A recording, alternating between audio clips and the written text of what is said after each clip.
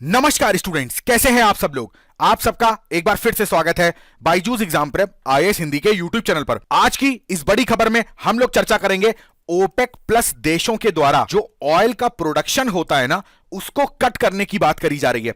एक एक चीज आसान शब्दों में बताऊंगा आपको। ओपेक प्लस क्या होता है, किस चीज का प्रोडक्शन कम किया जा रहा है, ये कम करते क्यों है। पूरा वीडियो ध्यान से देखिएगा, सारी चीजें आपको समझ में आ जाएंगी। देखिए, सबसे पहले तो आज की जो चर्चा का विषय है वो है कि ऑयल प्राइसेस यहां पर 8% के दर से बढ़ने के चांसेस हैं। क्यों? क्योंकि यहां पर ओपेक जो देश है ना, इन्होंने क्या बोला है कि हम जो प्रोडक्शन करते हैं अपने ऑयल का, उसको हम लोग कर देंगे कम। ऐसा अनुमान लगाया जा रहा है। इस ओपेक के कदम के कारण यहां पर जो ऑयल के प्राइस हैं वो $100 पर बैरल तक बढ़ने के चांसेस हैं। देखिए, सऊदी अरेबिया और ओपेक प्लस देशों ने, जो ये ऑयल के प्रोड्यूसर्स हैं, उन्होंने संडे को ही ये अनाउंस किया था कि ये लोग अपने आउटपुट को क्या कर रहे हैं, कम कर रहे हैं। कितना कम कर रहे हैं?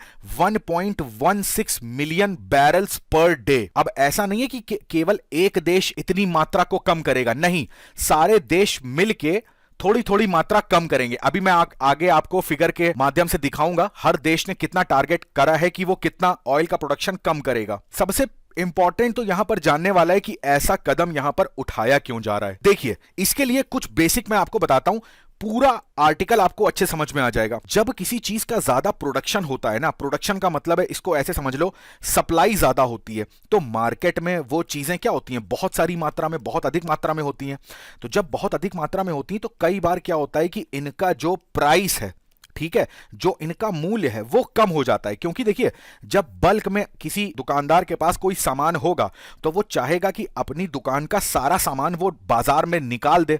इसके लिए मान लीजिए वो चीज 10 रुपए की मिल रही होगी तो वो बोलेगा भैया 8 रुपए दे दो, ले जाओ, बस ये खत्म करो। तो इससे क्या होगा कि ये जो प्रोडक्शन है, यानी कि ये कोई ना कोई एक कंपनी कर रही होगी, तो इसको जितना प्रॉफिट मिलना चाहिए उतना प्रॉफिट नहीं मिलेगा। बेसिकली इसको क्या होगा, इसको लॉस हो रहा है, क्योंकि इसका जो माल है वो कम दामों पे मार्केट में बिक रहा है, क्योंकि इसका प्रोडक्शन बहुत अधिक हो चुका है। तो अब क्या है, इनको कमाना है प्रॉफिट। और जब बात करते हैं ओपेक प्लस देशों की, तो इनका वजूद ही इस चीज में है कि भैया ऑयल से, ऑयल प्रोड्यूस करने पर ही इनको मिलता है मैक्सिमम प्रॉफिट। इनकी मैक्सिमम जीडीपी ही इस चीज पे डिपेंड करती है। तो इनका तो होल एंड सोल मुद्दा है कि भैया हमको तेल से पैसे कमाने हैं। अब होता क्या है कि मार्केट में जो ऑयल के प्राइस हैं, ठीक है, वो देखे गए कि भैया वो कम हो गए।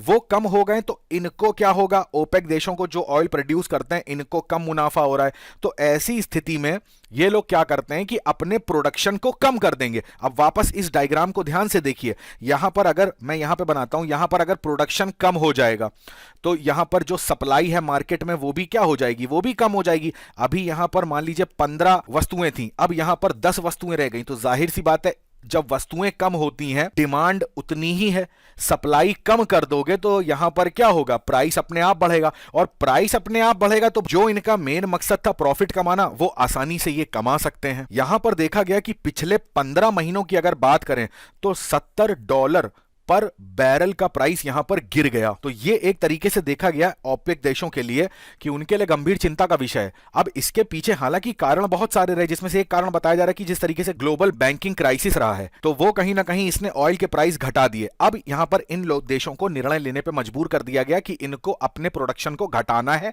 जिससे कि मार्केट में ऑयल की अवेलेबिलिटी कम हो और ऑयल का प्राइस ज्यादा बढ़े, जिससे कि हमारे पास प्रॉफिट ज्यादा आए। अब जैसा कि मैंने आपको बताया कि टोटल अगर प्रोडक्शन की बात करें तो वो 1.15 मिलियन बैरल्स पर डे इतना रिड्यूस करना है, जिसमें से आप देखोगे सऊदी अरेबिया की बात करें तो वो 5 लाख बैरल पर डे के हिसाब से कम करेगा। इसी तरीके से यूएई का, कुवैत का, इराक का, अल्जीरिया का, कजाकिस्तान का, ओमान का।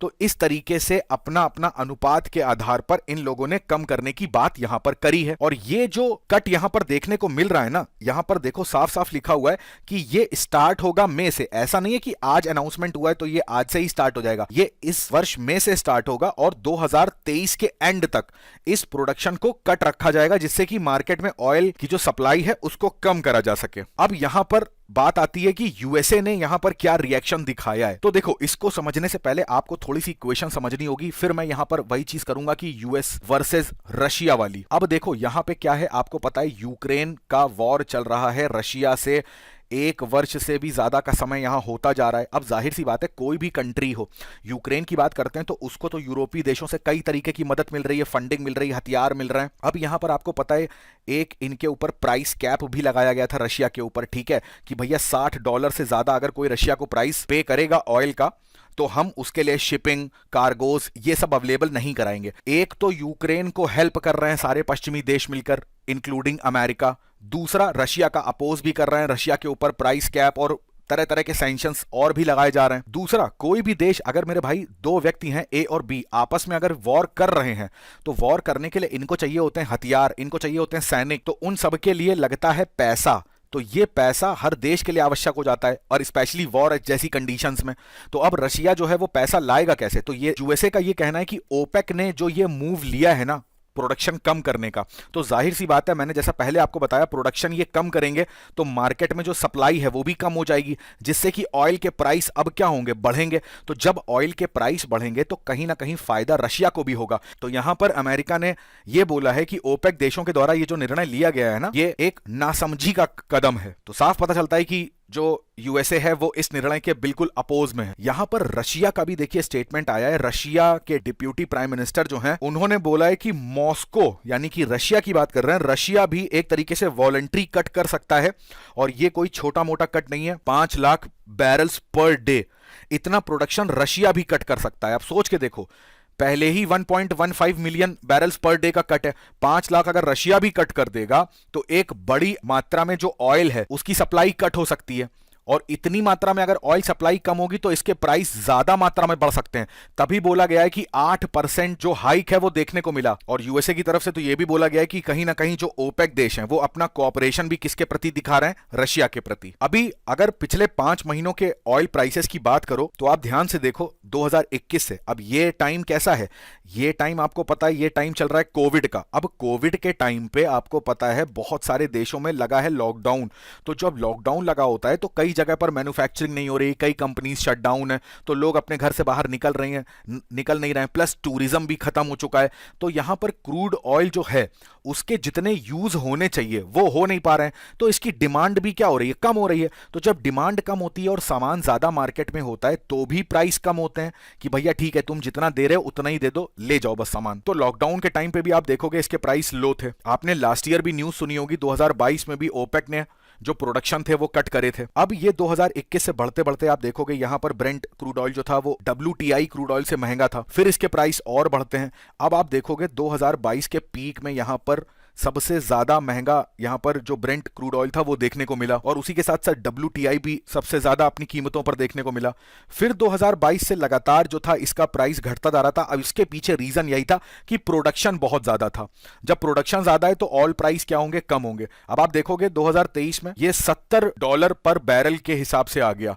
अब जब $70 पे आ गया तब जाके जो यहां पर ओपेक देश हैं उन्होंने ऐसा कदम उठाया। अच्छा, भारत के एंगल से एक मुद्दा आपको यह भी समझना होगा कि भारत पर का जो प्रभाव है वो क्या देखने को मिल सकता है। तो देखो, एक जनरलाइज मैं आपको प्रभाव बताता हूं, और ये हर उस देश के अंदर देखने को मिलेगा जो कच्चे तेल का आयात करते हैं। जैसे अब यहां पर जब तेल की कीमतें बढ़ती हैं ना, तो अब तेल एक ऐसी चीज है जिसका ट्रांसपोर्टेशन में मैक्सिमम यूज होगा।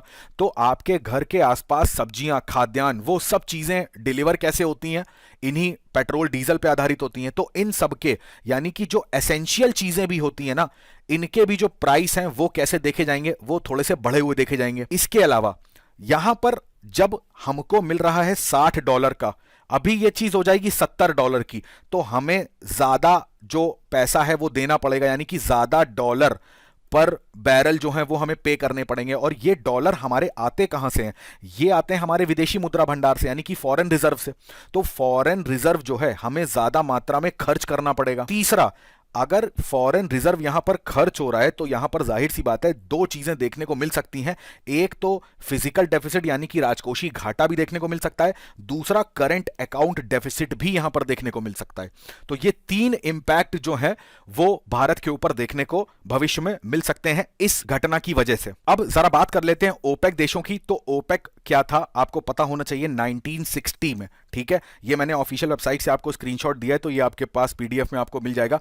तो 1960 में यहां पर 5 देश यानी कि Republic of Iran, Iraq, Kuwait, Saudi Arabia और वेनेजुएला, इन 5 देशों ने 1960 में बगदाद के अंदर एक एग्रीमेंट साइन किया था। तो इन्हीं को यहां पर फाउंडर मेंबर्स कहा जाता है। बाद में कतर, इंडोनेशिया, इन लोगों ने यहां पर इस ग्रुप को ज्वाइन किया। अगर इसके फुल फॉर्म की बात करें तो जाहिर सी बात है organisation of petroleum exporting countries बोलते हैं। इनका मेन उद्देश्य ये था कि जो भी ये मेंबर देश हैं, इसके अलावा जो इनके उपभोक्ता हैं, जो इनसे तेल खरीदते हैं, या जो ये देश हैं, तो इनके अंदर जो पेट्रोलियम नीति है, इसको किस तरीके से यहां पर निर्माण इसका करा जा सकता है। जो उपभोक्ता है उसको पेट्रोल की या क्रूड ऑयल की सप्लाई प्लस प्राइस, इन दोनों को रेगुलेट करना कि सप्लाई में कमी ना हो और पैसे में ज्यादा उतार चढ़ाव ना देखने को मिले, तो इसको भी रेगुलेट करना। ध्यान दीजिए, मैं एक बार फिर से बता रहा हूं, ओपेक का निर्माण इसी वजह से हुआ था कि पेट्रोलियम नीति सदस्य देशों के बीच में डिसाइड करना, प्लस जो उपभोक्ता हैं उनको पर्याप्त रूप से सप्लाई और प्राइस का ज्यादा उलटफेर ना हो, इस वजह से यहां पर ये जो ग्रुप है वो निर्णय लेता है। इसके अलावा यहां पर एक पॉइंट ये भी ऐड करा जाता है कि जैसे ऑयल इंडस्ट्री होती है, तेल उद्योग है, बहुत बड़ा उद्योग है, तो इसमें कई लोग निवेश भी करते हैं, इन्वेस्टर्स होते हैं, तो इन निवेशकों को भी लॉस ना हो, तो इन सारी चीजों को देखते हुए यहां पर जो निर्णय है वो लिए जाते हैं। ये आप देख पा रहे होगे, ये इसके मेंबर कंट्रीज हैं, इनको जरूर याद रखिएगा। पहले भी इसमें यूपीएससी प्रारंभिक परीक्षा में इससे प्रश्न पूछा जा चुका है। एक दूसरा इंपॉर्टेंट संगठन आता है जिसको ओपेक प्लस के नाम से भी जानते हैं। ओपेक प्लस का सीधा सा मतलब है कि जो ओपेक देश हैं, इनके अलावा 10 प्रमुख गैर ओपेक जो तेल निर्यातक देश है ना, उनका एक संगठन। तो इसको जब मिला देते हैं तो यहां पर ये प्लस का साइन बन जाता है। अब जैसे कि Azerbaijan, Bahrain, Brunei, Kazakhstan, Malaysia, Mexico, Oman, Russia, south Sudan और सूडान, तो ये भी देश इंपॉर्टेंट हो जाते हैं, इनको भी यहां पर ध्यान रखने की आवश्यकता है। तो एक बार आपको समराइज करके बता देता हूं कि क्या कहानी थी आज की बिग न्यूज की। तो देखिए, यहां पर ओपेक प्लस देशों ने एक निर्णय लिया है कि वो अपने ऑयल के प्रोडक्शन को यानी कि उत्पादन को कम कर देंगे, जिससे कि ऑयल प्राइसेस बढ़ सकें, जिससे कि उनको फायदा हो। अमेरिका का कहना यह है कि इससे इनडायरेक्टली रशिया को भी फायदा होगा और वो इस पैसे को यूक्रेन युद्ध में इस्तेमाल कर सकता है।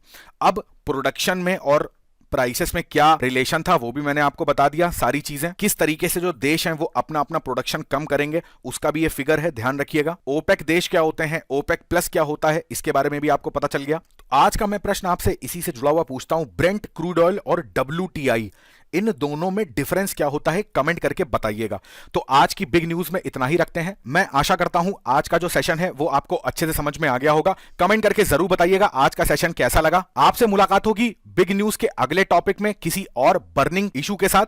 तब तक आप अपनी पढ़ाई करेंगे, स्वस्थ रहेंगे और सबसे ज्यादा इंपॉर्टेंट अपने माता पिता का बहुत सारा ध्यान रखेंगे। आप सभी का बहुत बहुत धन्यवाद। जय हिंद।